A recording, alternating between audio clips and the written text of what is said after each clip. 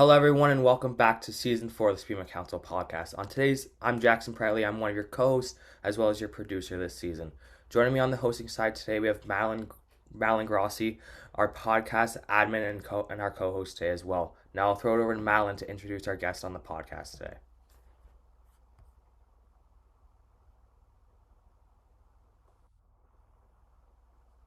I'm muted. Hey Hey, Madeline. everyone. Today I'm excited to welcome Rosalind Thornton. She's a former Brock Spima grad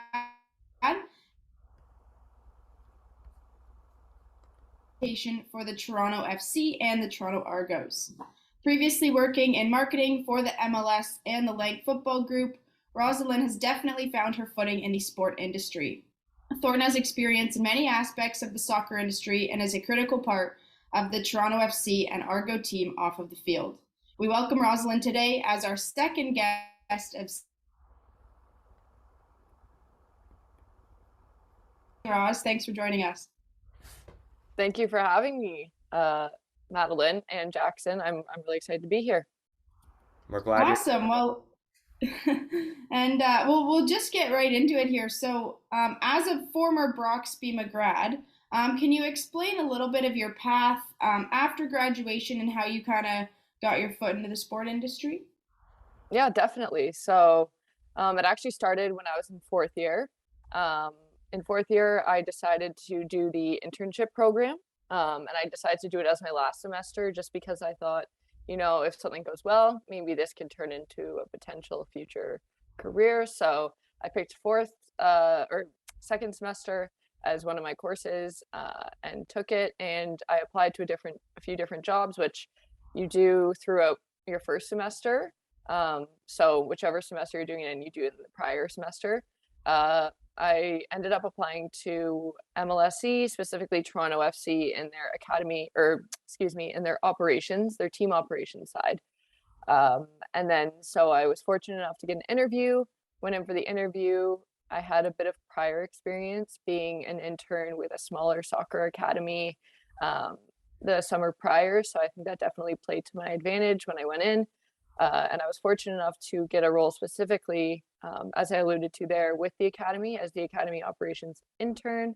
And I absolutely enjoyed it so much. I really got to see the business from like the grass level, like just the intro level all the way up until the first team. So it was really cool to be on that side of everything, and everyone was really supportive and nice. And then I ended up getting two part-time roles out of that. So I worked with their Toronto FC juniors, who unfortunately are no longer part of the organization, but they were like a younger group of children, ages, I believe, 9 to 12. And then I was just doing social media marketing there. And then I went on to also work with the event coordinator as an event coordinator with BMO Training Ground, which is the facility that Toronto FC actually trains out of. And that's where I did my internship as well. So I was familiar with the facility, got to work a couple of cool events there. And then as I was working there part-time, I wasn't in the office as much, but I still wanted to have my foot in the door there, still, show face. And then someone who you might know, he's a professor or lecturer at Brock, Chris Schufelt. He actually told me about an opportunity with the league, and he was close with someone there named Diego, who he put me in touch with. And I ended up being fortunate enough to get the role as the marketing coordinator with the league. So from there, I worked there for a bit. It was awesome. I worked with an amazing team and definitely got to touch a different side of sport that I really liked. And then I worked briefly from there with like a smaller startup. So I think it's been good. I've gotten my foot on different like opportunities, different sectors within the industry, and it's been really cool. And then now I'm back at Toronto FC, kind of full circle moment. Really excited to be back there. Love the team that I work with here. Love what I'm doing. So yeah, I think I kind of owe a lot of what I've done to obviously Chris Schufelt helped me really kick my career off into like a full-time job. So I owe him for that. And then also just like being open to saying yes to anything when I was an intern. working weekends when I wasn't getting paid, stuff like that. Really getting to know everyone there and being genuine with my connections and who I was meeting, I think that definitely helps. So yeah, that's pretty much how I got into the industry. Yeah, that's funny. You mentioned Chris there too. He was my instructor last year in second year. It was not just saying this because we're on the air, but it was like one of my favorite classes. Like I always learned something new, and because he was like so relevant in the sport industry, I found it like so much more beneficial than like read chapter 2 and we'll talk about it next week. Like we were talking about real life things and like his perspective. So that was a really good class and a great mentor for sure. That's No, awesome. no, for sure. 'Cause I like how you talk about how you went like full circle, like started with Toronto and then went to a couple different spots. So since like most of your experience have been in soccer, and like as you said, in many different areas, can you explain what excites you about the game of soccer and why you're so passionate about the sport? Yeah, definitely. So soccer has always been part of my life. I grew up playing soccer. I watch soccer. It's just something that I've always known to be home. Obviously, I love a lot of other sports as well, but when I was looking initially into different jobs and positions, when I was starting out, I'm like, what am I familiar with, and where do I see a lot of interest for myself? And it just kind of happened that I stayed within the soccer industry throughout. Obviously, I was open to trying different leagues, different sports, even different sectors. But I'm happy to be where I am. The thing about soccer is it is such a diverse sport. People all over the world know what it is. People all over the world play it.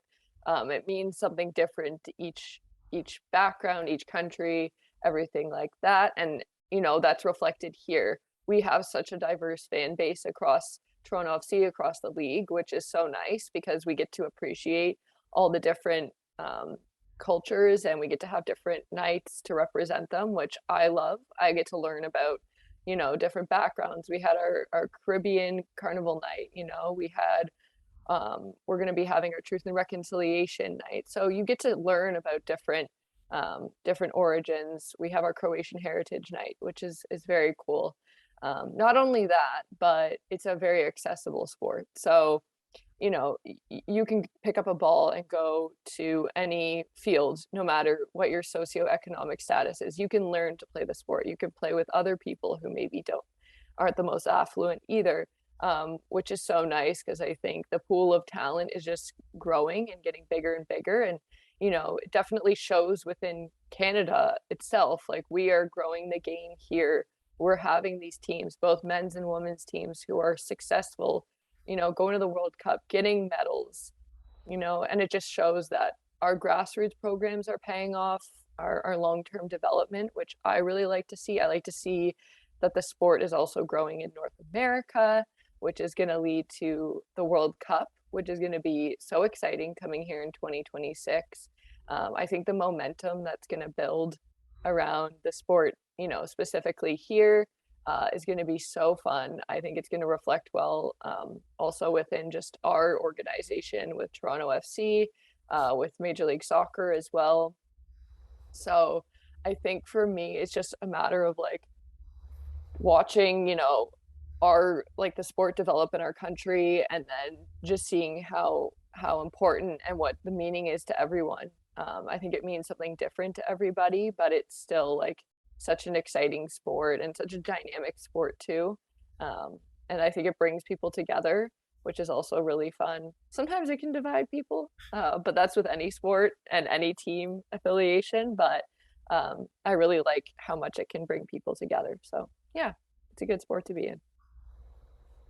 Just a little side question here. Yeah. I know, like I think I was told like either first or second year, they always said like you might have that one sport that you really love, but sometimes it's good to like separate the sport you love watching and the sport you want to work in because sometimes it'll take away from like your enjoyment of that sport. Did you ever find that like growing up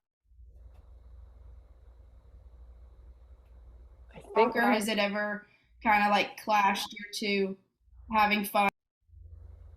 um I would say like I don't think it's actually done anything to like ruin my enjoyment for the sport. You know, there's so many leagues to watch, so it's not like I'm playing in the only sporting league that you can watch for soccer. Although I do love Toronto FC, like that's one of my affiliations. I love the team. I love the passion behind it.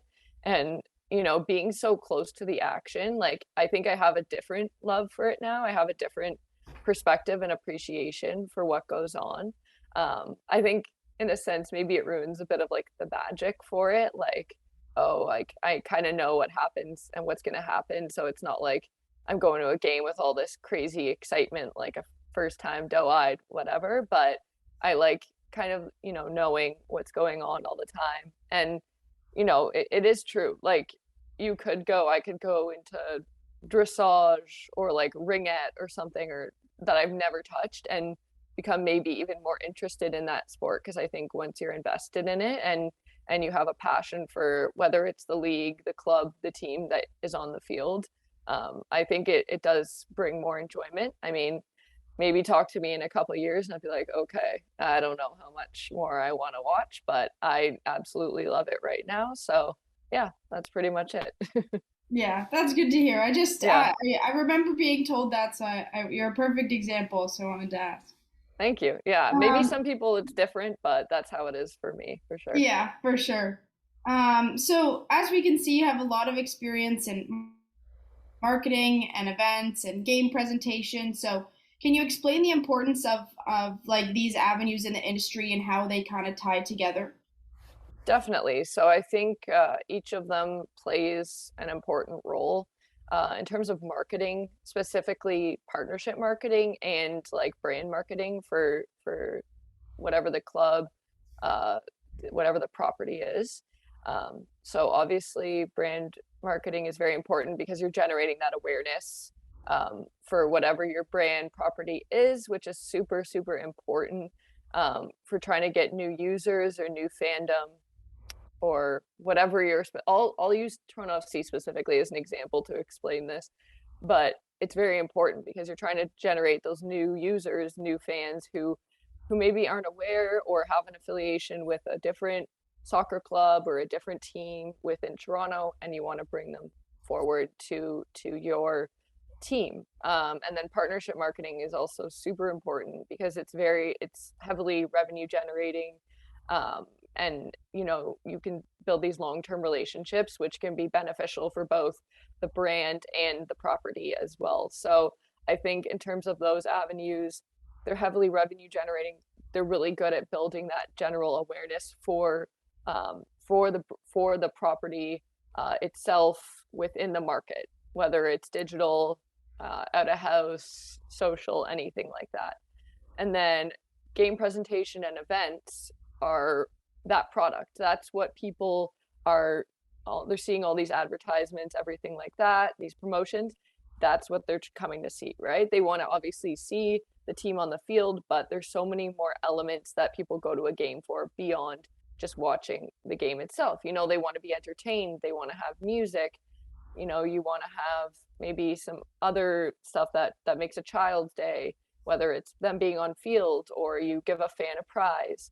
um, and then obviously the product on the field is very important for the team, but I think what's important with events and game presentation is that what we can do doesn't affect what's happening in game or what's happening on the field. So if the team is performing poorly, maybe we can do something that can shift the mentality of the fan base, that can try and bring them back to where they want to be, and like in a happy spot, even if the team isn't doing well. If the team is doing well, just enhancing that and amplifying it, and bringing new ideas.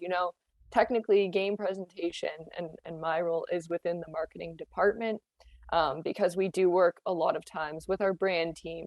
How are we going to amplify the messaging, and the direction that we're going with that season, within stadium? How are we going to be cohesive?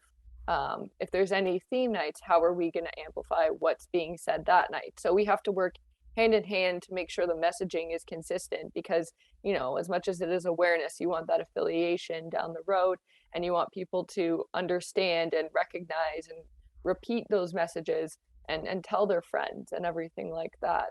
And also with partnership marketing, it's super important for us in game to have our partners because they have a lot of contract obligations, and a lot of make goods with partners and what they have to fulfill. So a lot of the time we're doing that. We're doing different activations, whether it's pregame or halftime, to fulfill these necessary contract obligations with the partners, make them happy. But not only that, we're also making the fans happy. A lot of what the partners want to do is fan engagement, which is exactly what we want to do on our end as well. So it's great when we're able to bring in a partner, ideate primarily with our partnerships team, and then come up with something that's really fun for a fan, and then the audience can get involved as well. And you know what? Maybe those people weren't big fans before, but you just brought them out there and now they loved it and they're going to come back for more games. You never know. So it's always important that we work together to make sure we're generating revenue, keeping the messaging consistent and keeping people wanting to come back down the road. So yeah, I would say that's pretty much, they do go very much hand in hand within the industry. No, for sure. And I just have one little side question because you brought up Yeah, fan engagement and theme nights. Like I worked for a baseball team this summer. All we did was theme nights. So nice. what's been like your favorite theme night you've ever put on or ever attended in a game? Yeah, for sure. I have two nights that stood out for me this season. Our Caribbean Carnival night was so much fun. It was a bit of a mismatch because it was like our Colombian Heritage Night, and then it was our Caribbean Heritage Night, and then it was also like our first time that a couple of our big Italian players were playing. So we had like cannolis, and it was like I said, soccer is a very diverse sport, and that night showed it. But there was so much going on. There was so much energy in the stadium. We had a full bowl. It was packed, and we got to see we got to do a lot of cool stuff. We got to have um, all of the dancers and their costumes. We got to have some steel pan drums and some of like Caribbean heritage food, like doubles and Jamaican patties, which were delicious. And I just thought it was really cool to bring all of those elements together. And I think, we played well that game. Not that it has to do anything with that, but I think it all really tied together. And it was like, I got like chills for the first time. It was like a very, very exciting game. And then we also did, which we do annually, I believe. This is my first season doing it, our Armed Forces Night, which was really nice because we got to bring in like a whole group of them and honor different armed forces members, and show them throughout the stadium. They held a flag and a banner on the field. We had a flag party, an anthem singer. So it was really nice to recognize people within that community, and they were so lovely and so thankful to be there. So I would say both of those nights were really fun for me. Did you have any that stood out to you for your baseball team that you worked for? For me, Tropical Night was a big one. Nice. Because we had like a whole steel drum band. Like it was a pretty cool night. Specialty jerseys. So I think definitely Tropical Night, like at the baseball team, was a cool one. Sea of Green was also interesting because we all like painted ourselves green. Because that was our That's main. really cool. So that was an interesting one. Like having to come home and then get to shower and looks like I was the Incredible Hulk for the night. Just like all the greens coming off. I'm like interesting, but no, I mean There's also there's also photo evidence of Jackson in all of these costumes, yeah, so he's not lying. It's pretty no, funny. there's photo evidence. Is So that making it on the SPIMA Council Instagram, or is that might have to at some point. It might have to. that's awesome. That sounds really fun, Oh, actually. it was a time. I enjoyed it the whole summer. So, Yeah. just kind of switching aspects here, a little bit like real life sports talk now. You brought up the World Cup, coming up in a few months. So, who's your pick to win it all this year? Obviously I want to see Canada do well. Uh, but it's very competitive. And this is like their first time in however many years that they're entering. So it's definitely going to be a tough draw for them. Uh, so I would have to say my pick to win it all would be England. They haven't won in like 50 plus years, but they always roster an amazing team. Obviously, it's England. Um, and I think they're probably one of the favorites to win. I'm not sure top favorite, but they have a great talent pool, so I'm rooting for them. We'll see how it goes though. Anything can happen in the World Cup. It's gonna be an interesting November. Me and my roommates are already talking about getting up early every morning, trying to watch as many games as possible. We've already Yeah, we have gone through the scenarios where sometimes classes might not be attended, but I'm sure one of us will go on behalf of the roommates. Um, someone's gonna sacrifice themselves for the greater good. exactly. We're gonna rotate because my parents are listening. So, mom, dad, I will be in class. Don't worry. Good answer. And then, just to follow up with that, Roz, who's your favorite soccer player, male and female, and why? You know what? I'm gonna have to go with I'm gonna keep it Canadian here because I think we have a great team, and I don't know if we'll see. Who knows? Like I said, our teams are getting better, but right now I feel like we're really at our peak thus far. So in terms of male, I would say Alfonso Davies. He's absolutely killing it at Bayern Munich there, and he's such an icon. I think on and off the field, he has like his own. Not that it has anything to do with how good he is on the field. He has his own like song he's in. He like raps in. So I think he's like a cultural icon, and a soccer icon, and I can't wait to see just how much more he develops and where his career goes, and how much he does for Canada in terms of like our soccer team. I can't wait to see him play at the World Cup as well. And he's still young, which is great because we'll get many years of him, hopefully, knock on wood.